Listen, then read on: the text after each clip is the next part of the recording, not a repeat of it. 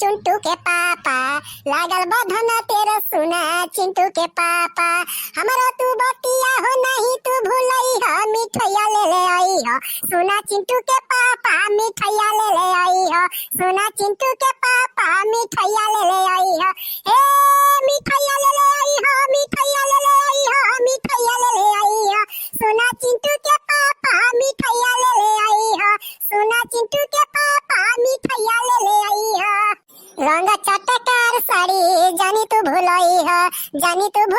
सैया जानी तू भूलई हो हमारा लहसुन एक पाली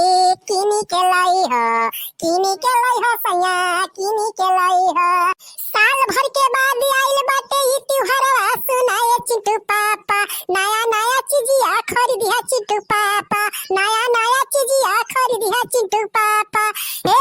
खरीदिया चिंटू पापा खरीदिया चिंटू पापा खरीदिया चिंटू पापा नया चीजिया खरीदिया चिंटू पापा नया चीजिया खरीदिया चिंटू पापा